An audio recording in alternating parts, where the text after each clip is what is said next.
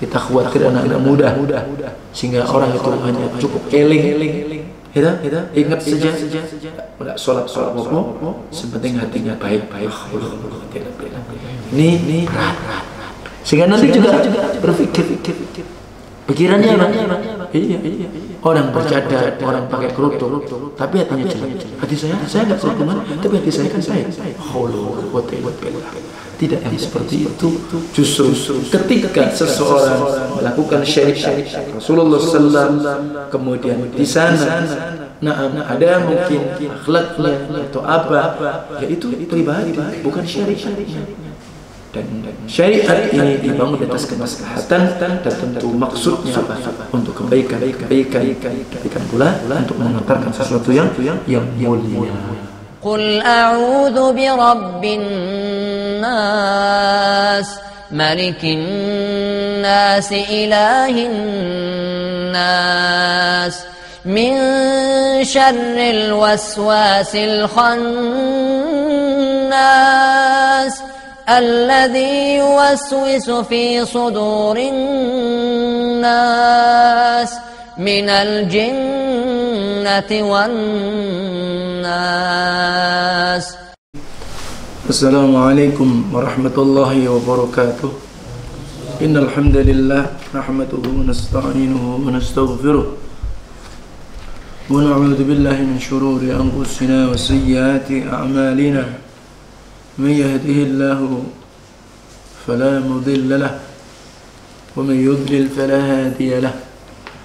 Wa asyhadu an la ilaha illallah wahdahu la syarika lahu iqraran bihi wa tauhidan. Wa asyhadu anna Muhammadan abduhu wa rasuluh sallallahu alaihi wa ala alihi wa ashabihi wa sallama tasliman katsira. Ya ayyuhalladzina amanu taqullaha haqqa tuqatih wa la tamutunna illa wa antum muslimun. يا أيها الناس اتقوا ربكم الذي خلقكم من نفس واحدة وخلق منها زوجها وبث منهما رجالا كثيرا ونساء واتقوا الله الذي تساءلون به والأرحام إن الله كان عليكم رقيبا. يا أيها الذين آمنوا اتقوا الله وقولوا قولا سديدا يصلح لكم أعمالكم ويغفر لكم ذنوبكم ومن يطع الله ورسوله فقد فاز فوزا عظيما. أما بعد فإن أصدق الحديث كتاب الله وخير الهدى هدى النبي صلى الله عليه وعلى آله وسلم وشر الأمور محدثاتها فإن كل محدثة بدعة وكل بدعة ضلالة وكل ضلالة في النار. أعاذنا الله وإياكم من النار، أعاذنا الله وإياكم من البلاء والوباء. معاشر المسلمين والمسلمات، إخواني وأخواتي بالدين، بارك الله فيكم جميعا. Syukran lillah binikmatihi wa taufiqih. Syukur itu kepada Allah Azza wa Jalla atas segala nikmat dan taufiknya. Pada kesempatan malam hari ini Allah Tabaraka wa Ta'ala memberikan kemudahan kepada kita di bulan Dzulhijjah yang mulia ini. Semoga kita bisa mengumpulkan amal-amal saleh, amal-amal yang mulia yang kita lakukan di bulan-bulan yang Allah muliakan, disebut dengan Syahrul Haram atau Syahrul Hurum, dan menjadi amal-amal yang paling cintai Allah Tabaraka wa Ta'ala. Kalau memang bagi yang bisa berpuasa dari tanggal 1, alhamdulillah, dan diakhiri nanti pada tanggal 9 Yaum Arafah.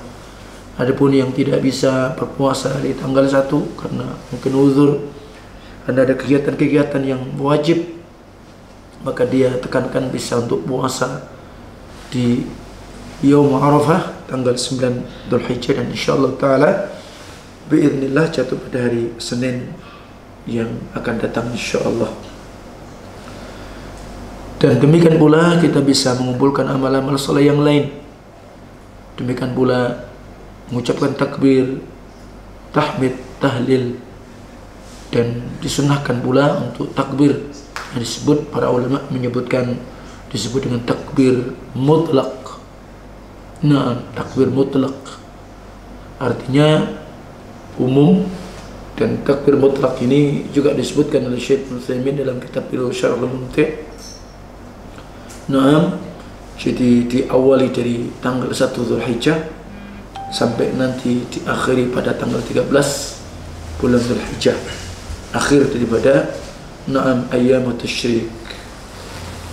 Adapun takbir muqayyad, maka takbir mutlak maka tidak diikat, memang mutlak, bukan habis waktu sholat saja. Ketika kita habis sholat pun juga bisa, ketika kita mungkin lagi mau bekerja, ketika kita berangkat dari rumah naik kendaraan, maka kumandangkan takbir. Nah, sebenarnya takbir yang telah dicontohkan oleh para sahabat. Nah, jadi itu adapun takbir muqayyad yang terbatas, memang para ulama menyebutkan maka itu dilakukan ketika ba'da salatil fajr yaum Arafah sampai ba'da salatul asr di hari-hari tasyrik yang terakhir tanggal 13 Dzulhijjah. Sehingga itu dilakukan ba'da salat maktubah, dan demikian pula bolehnya juga untuk yang lainnya. Nah, barakallahu fikum. Insyaallah taala kita akan melanjutkan kajian pembahasan kita masih pada bab pembahasan tentang nawaqidul iman, nawaqidul Islam, pembatal Islam. Insyaallah poin kita yang kita akan bahas pada kesempatan malam hari ini adalah disebutkan al-muallif rahimahullah Syekh Muhammad bin Abdul Wahhab At-Tamimi rahimahullah ta'ala bahwa an-nawaqidul Islam at-tasi', pembatal Islam yang ke-9, man i'taqada anna ba'dhan nasi yas'uhu al-khuruju an syari'ati Muhammadin sallallahu alaihi wasallam kama wasi'a al-khidra al-khuruju an syari'ati Musa alaihi salam fahuwa kafir. Man, barang siapa, bersifat umum, ya, bersifat umum. I'taqada, dia telah meyakini, anna ba'dhan nas, sesungguhnya sebagian manusia, yasa'uhu al-khuruj min syari'ati Muhammad SAW, artinya dia bebas. Jadi orang yang meyakini sesungguhnya ada sebagian manusia bahwa dia bebas, dia luas, tidak ada terikat, dan bahkan dia leluasa bebas keluar dari syariat Nabi Muhammad SAW. Orang meyakini yang seperti itu, dan ini terjadi secara waqi'iyah, realita dalam kehidupan kita. Ada orang meyakini bahwa sesungguhnya sebagian manusia ada yang memang mereka memiliki kebebasan, ada dia keluasan, keluar dari syariat Muhammad, bahwa kias dia, pemahaman dia, kama wasi'a al-khidra al-khuruj an syari'ati Musa alaihissalam, sebagaimana Nabiullah Khidir, dia juga bebas, leluasa dari keluar dari aturan syariat Musa alaihissalam. Nah, kalau sampai ada meyakini seperti itu, maka fahuwa kafir. Makanya hati-hati kalau dia sudah menyandarkan diri sebagai seorang muslim, terlebih dia mengatasnamakan umat Muhammad, kemudian dia meyakini bolehnya keluar terbebas dari syariat Muhammad, maka tanpa ragu dia adalah dihukumnya apa? Riddah anil millah, maka keislaman dia batal, syahadat dia batal. Kenapa? Karena memang dia termasuk kategori mendustakan firman Allah. Sebagaimana Allah Tabaraka wa Ta'ala berfirman, disebutkan di dalam surah Al-An'am, yang sebelumnya ini adalah hadis yang dibawakan oleh sahabat Abdullah bin Mas'ud yang diriwayatkan Imam Ahmad dan An-Nasa'i. Jadi dia sama saja mendustakan daripada apa? Ayat ini. Demikian pula hadis sabda Nabi SAW yang bagaimana semestinya menjadi seorang muslim mukmin, dia tidak boleh keluar dari undang-undang, dari syariat Nabi kita Muhammad SAW, dan itu konsekuensi. Dan terlebih pula tidak boleh kemudian dia justru merasa sempit dan berat dengan syariat Nabi kita Muhammad SAW. Maka dia wajib untuk berhukum dengan syariat Nabi Muhammad SAW.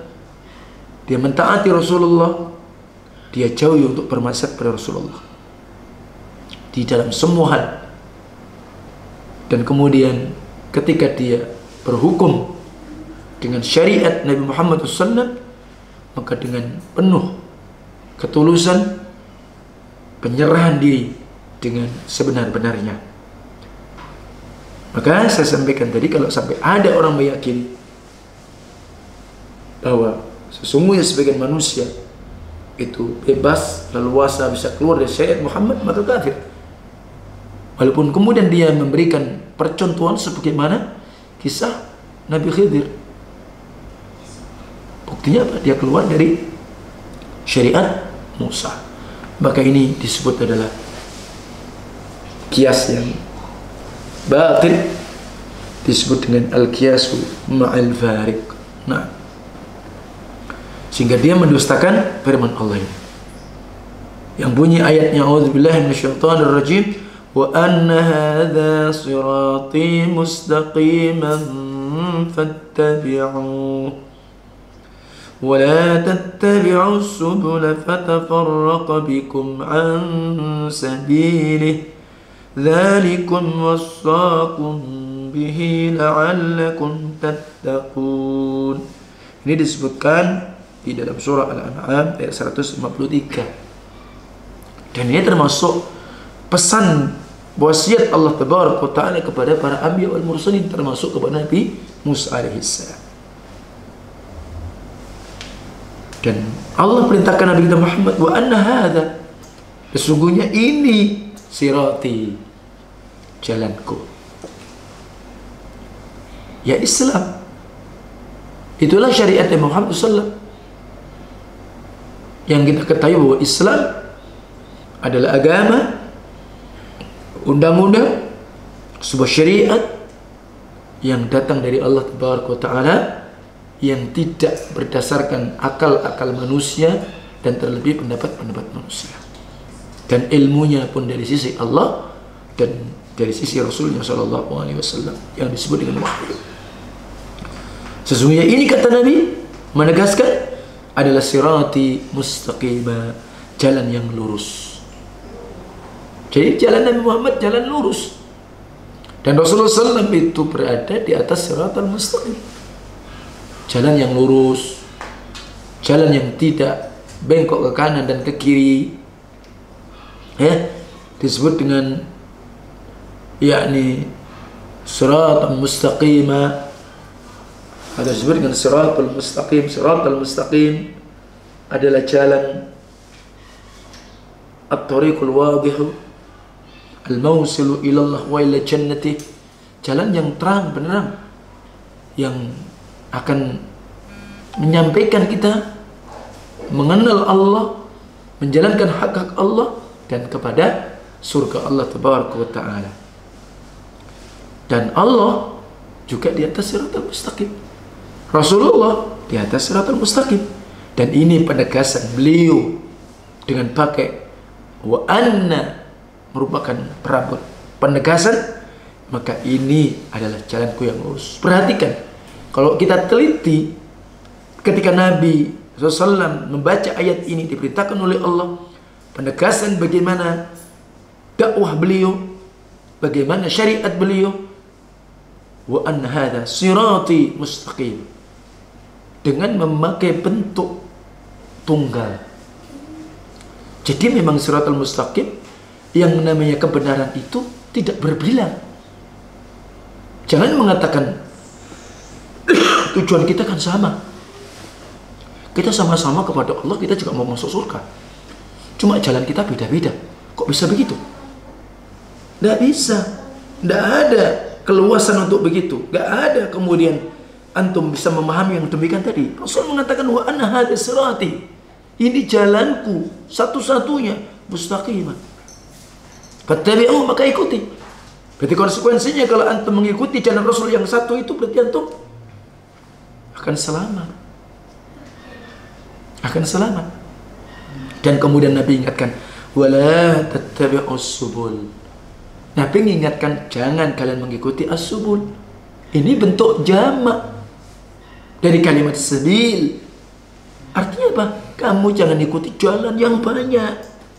Kalau antum mengikuti jalan yang banyak, ke kanan dan ke kiri, fatafarraqa bikum an sabilih, maka niscaya kalian akan tercerai-berai. Kalian akan terpelanting, terjerumus semakin jauh dari jalan Allah yang satu tadi. Kenapa? Kita bukan mengikuti jalan yang satu, tapi kita mengikuti jalan yang banyak. Maka Allah ingatkan, dzalikum wasaqum bihi la'allakum tattaqun. Ingat bahwa itu semua sebagai wasiat Allah kepada kalian agar kalian bertakwa, hati-hati. Nah, tentang ayat ini sampai ditegaskan oleh sahabat Abdullah bin Mas'ud, bagaimana penjabaran, bagaimana penjelasan Rasul. Khattalana Rasulullah SAW khattan biyati. Rasul pernah menggariskan kepada kami satu garis, dan dengan tangan beliau. Thumma qal, dan kemudian Rasulullah bersabda, hadza sabilullahi mustaqim. Ini loh jalan Allah yang lurus.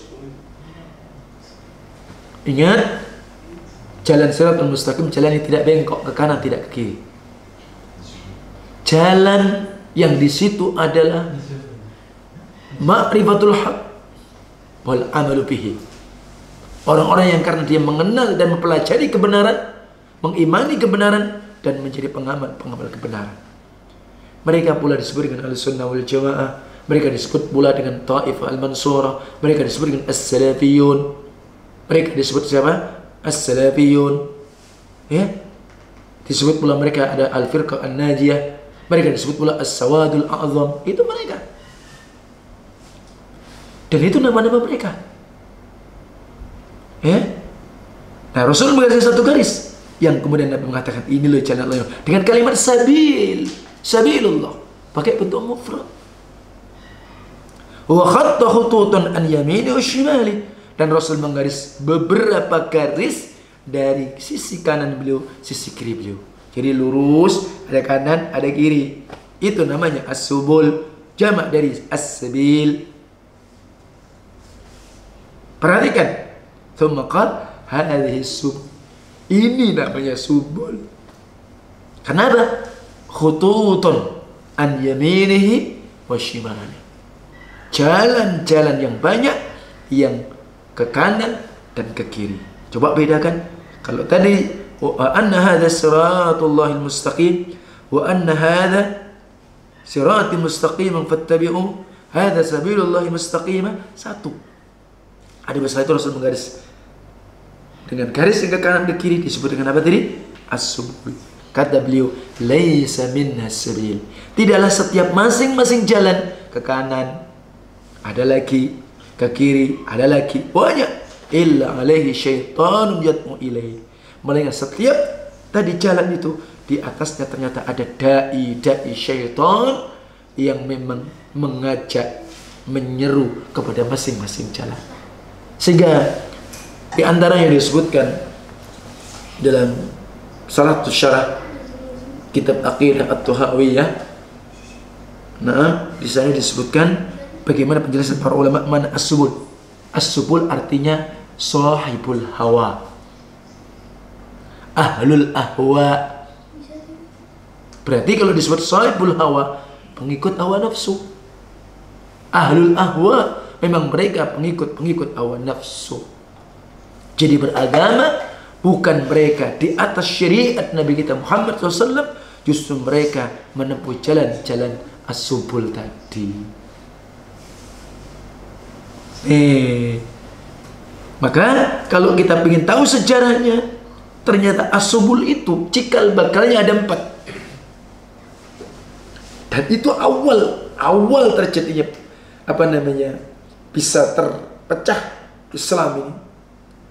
Ya, Islam ini menjadi tercerai-berai ini. Yang dulu di masa Rasulullah, di masa Khulafaur Rasyidin, Masya Allah, aman.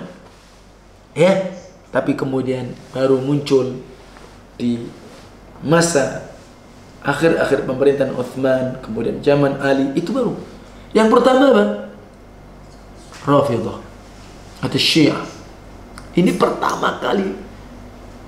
Makanya kata Yusuf ibn Athbat bahwa usulul bidah arba'ah, bahwa pondasi akar awal tokoh-tokoh ahlul ahwa, ahlul bidah itu 4. Rafidhah atau Syiah, kemudian Khawarij, kemudian apa? Murji'ah, kemudian Jahmiyah. Ada 4. Jadi itu awalnya. Sehingga di antara 4 ini tadi pecah. Masing-masing 18. Dan itulah disabdakan Nabi sallallahu fatafarraqat ummati ala 73 millah illa millatin wahidah. Qalu wa man ya Rasulullah wa hiya al-jamaah. Umatku akan pecah menjadi 73 golongan, 72 benar kecuali 1. Nah ini. Maka oleh sebab itu, barakallahu fikum, siratal mustaqim, jalan Allah dan jalan Rasulnya Muhammad SAW itu satu. Orang banyak berebut, dan sesuatu itu bukan mudah. Justru terbanyak orang itu terjatuh pada as-subul tadi. Kenapa? Karena banyaknya jalan itu. Maka Rasulullah SAW pernah menasihatkan kepada kita, sebagaimana hadis di dalam Sahih Bukhari, di sahabat siapa? Sahih Sunan Nabi sallallahu Hudzaifah ibn al-Yaman. Nabi pernah mengingatkan apa? Hati-hati kalian dengan dai-dai yang mengantarkan kalian kepada abwabi jahannam, pintu-pintu neraka jahannam. Itu maksudnya. Maka diingatkan seperti itu, ingat, hati-hati. Maka oleh sebab itu di atas jamaah. Kalau jamaah itu apa sih? Jamaah bukan dilihat dari, kalau jamaah bahasa kita bukan banyak kumpulan orang. Padahal sebenarnya jamaah dalam arti syariat apa itu? Ma wafaqal haqq wa in kunta wahdak. Artinya apa? Seseorang yang mencocoki kebenaran syariat Rasulullah SAW walaupun sendiri, maka itu jamaah. Nah, jadi itu kecocokan kita dengan kebenaran itu. Maka oleh sebab itu dalam kehidupan kita bisa jadi kita alhamdulillah sudah di atas manhaj salaf, di atas manhaj al-sunnah wal jamaah. Mungkin aja ada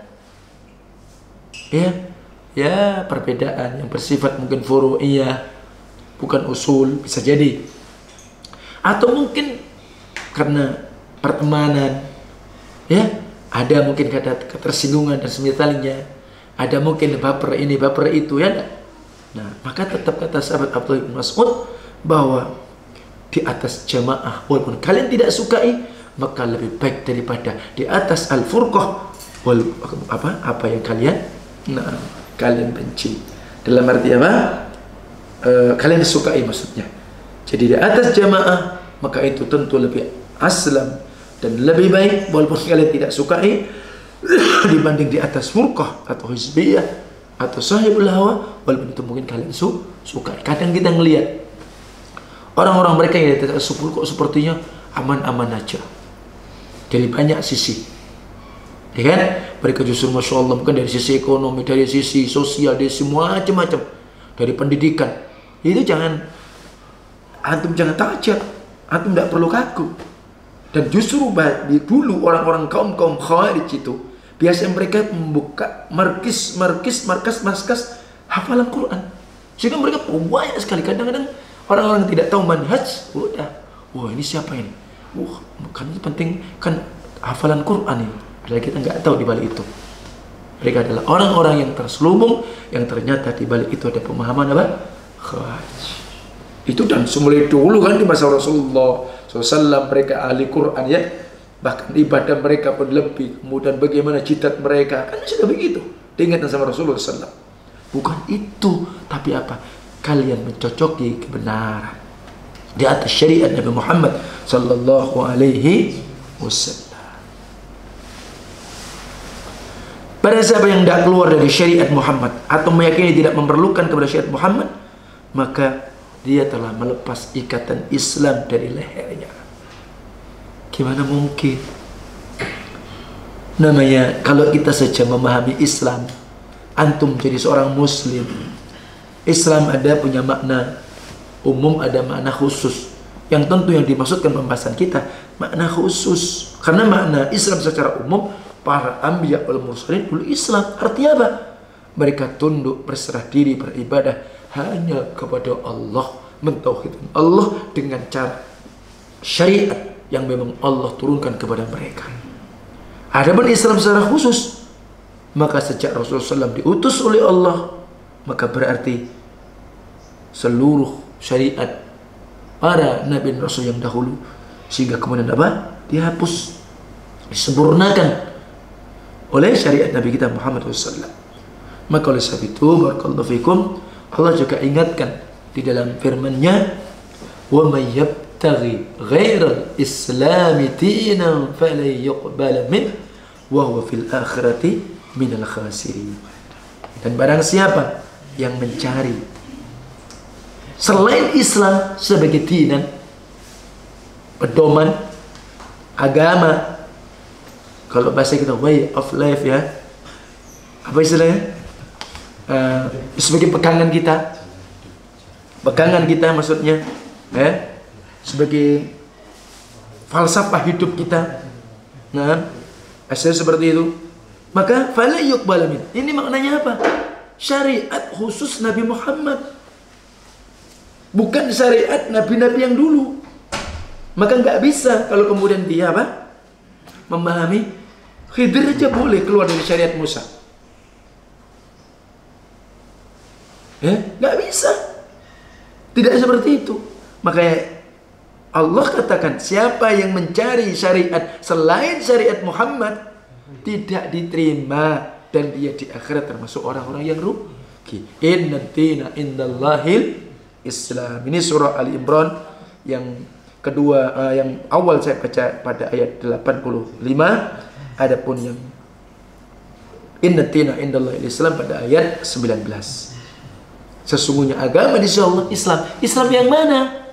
Islam makna khusus, itulah syariat Nabi kita Muhammad sallallahu alaihi wasallam. Jadi seperti itu. Nah, kemudian bahkan Syekh Muhammad bin Abdul Wahab rahimahullah taala, maka beliau ada dalam kitabnya Fadlul Islam, kemuliaan dan keutamaan Islam, beliau pun menyebutkan bab wajib merasa cukup dengan mengikuti kitab, artinya syariat Muhammad SAW, dari mengikuti selainnya. Ingat, tidak dibenarkan. Bahkan ingat, ketika Rasulullah SAW pernah bersabda sebagaimana hadits, ini bentuk mengingatkan kita kembali wajibnya seseorang itu apa? Mengenal Nabi Muhammad SAW. Di samping mengenal Islam, tadi saya sampaikan Islam seperti itu. Bahkan tidak dibenarkan dengan dia berdalih sebagaimana siapa? Khidir aja bisa keluar dari syariat Muhammad. Bahkan Rasulullah menyatakan gini, walladzi nafsi Walladzi nafsu Muhammadin biyadi, demi jiwa Muhammad di tangan Allah, la yasma'u bi ahadun min hadhil ummah yahudiyyun wala nasraniyyun thumma mata ya billadzi ursiltu bihi thumma yamut walam yu'min billadzi ursiltu bihi illa ka'ana min ashabin nar. Rawahu Muslim. Demi jiwa Muhammad di tangan Allah, tidaklah mendengar siapapun dari umat ini. Umat ini maksudnya ummah dakwah. Ya. Berarti siapa? Yahudi sekarang yang hidup ketika Rasul sudah diutus, atau Nasrani kemudian dia mati tidak beriman dengan apa yang Allah berikan risalah syariat kepadaku, kecuali dia termasuk ashabun nar. Bahkan barakallahu fikum disebutkan pula seandainya Musa masih hidup, maka tiada keluasan baginya kecuali harus mengikuti Rasulullah sallallahu alaihi wasallam. Nih, bahkan Allah mengatakan wa nazzalna 'alaikal kitaba tibyanan likulli syai', An-Nahl 89.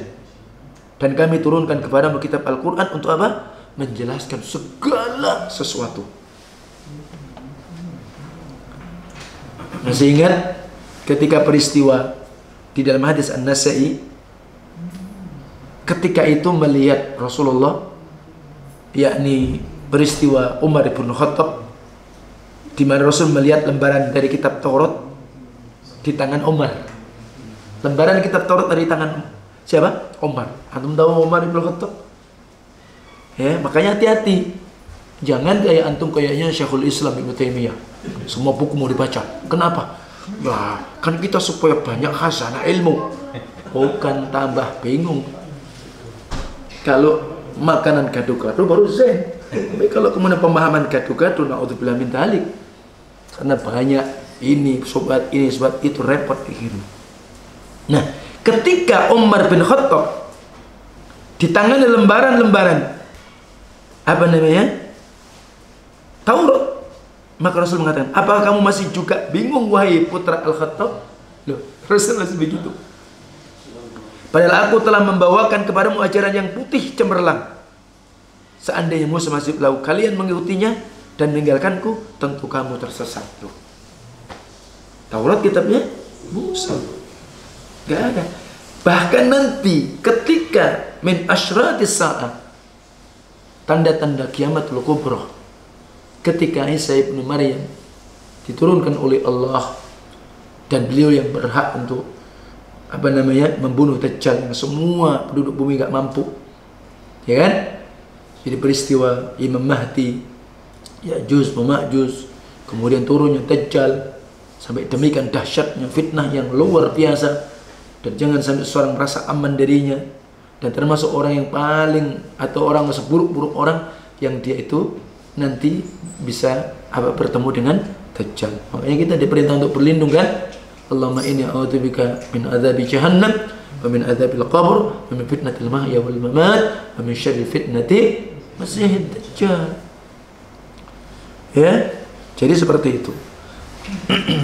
Nah, ketika Nabi Isa sehabis membunuh Dajjal, masih ada beliau hidup sekian, ada yang mengatakan 7 tahun di Italia.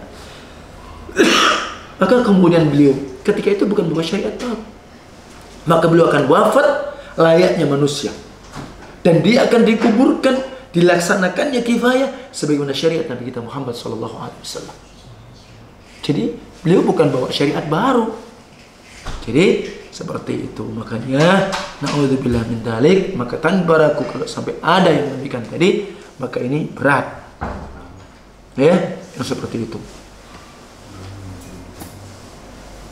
Tentu kita ketahui ketika kita ingin memahami syariat ini, memahami Al-Quran dan Sunnah, merupakan dalil nakli, dan itu merupakan dalil usul, tidak bisa dipisahkan. Karena Nabi sendiri menyatakan Ala inni utitul kitab amithlahu ma'a.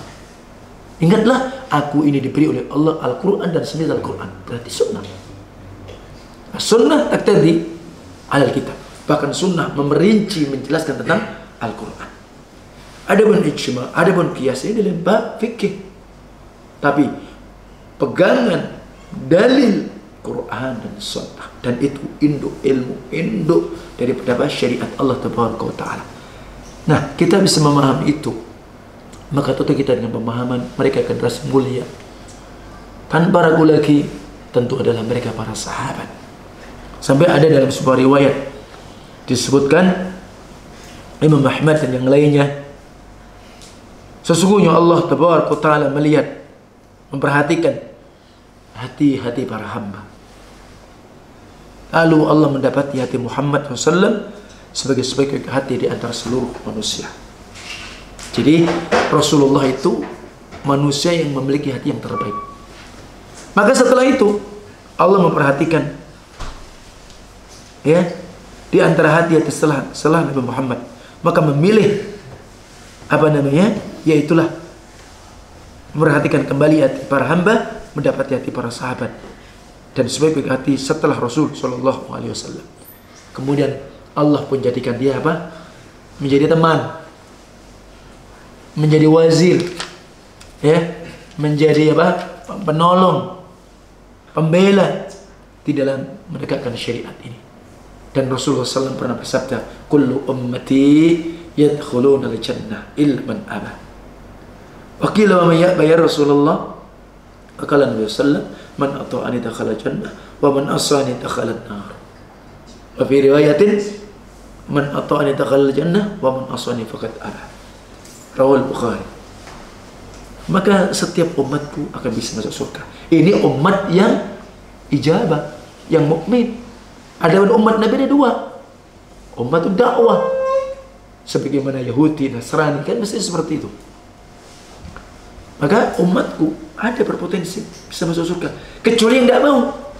Nabi ditanya, siapa ya Rasulullah SAW? Yang mentaatiku berarti berada di syariatku, maka itulah fil jannah. Yang dia itu maksiat, maka dialah finnar, dan dia termasuk orang yang enggan masuk surga. Jadi nggak ada celah sedikit pun seorang mukmin muslim dia keluar dengan leluasa, bebas, tidak atau luas atau keluar dari syariat Nabi Muhammad sallallahu alaihi wasallam. Dan kemudian perlu juga diperhatikan, biasanya ini terjadi yang disebutkan oleh Syekhul Islam Ibnu Taimiyah, bahwa ada di antara mereka ada yang mengira bahwa berpegang kepada syariat baik yang berupa perintah maupun larangan hanya diwajibkan oleh seorang yang belum sampai kepada tingkatan makrifat dan hakikat. Ini orang-orang sufi tarekat. Itu kalau orang itu masih diperintah, ini perintah, ini larangan, ya itu masih berarti belum makrifat namanya, belum hakikat. Nauzubillah min dzalik. Ya, jadi seperti itu. Sehingga dia melakukan berdasarkan perasaan, apa yang terpetik dalam hati. Kasyaf, katanya bisa mengungkap ini itu, ya, bisa tahu sebelum terjadi. Nauzubillah min dzalik. Ya, jadi seperti itu. Ini yang bahaya, yang model-model seperti ini. Dan mereka berhujah dengan kisah Musa dan Khidir. Maka sampai hari ini pun ada masih meyakini kalau Khidir masih hidup. Katanya kalau ketika dia di pantai ketemu Nabi Khidir, tukang pancing sama orang nelayan, katanya Nabi Khidir, repot nih. Berapa ratus tahun Musa alaihissalam, masa-masa Jeddah. Nabi Isa, Nabi Muhammad SAW kurang lebih sekitar 300 tahun. Kalau sebelumnya, jauh. Subhanallah. Iya, kalau tentang Nabi Isa masih hidup, ya disebutkan dalam Al-Quran dan Al-Hadis.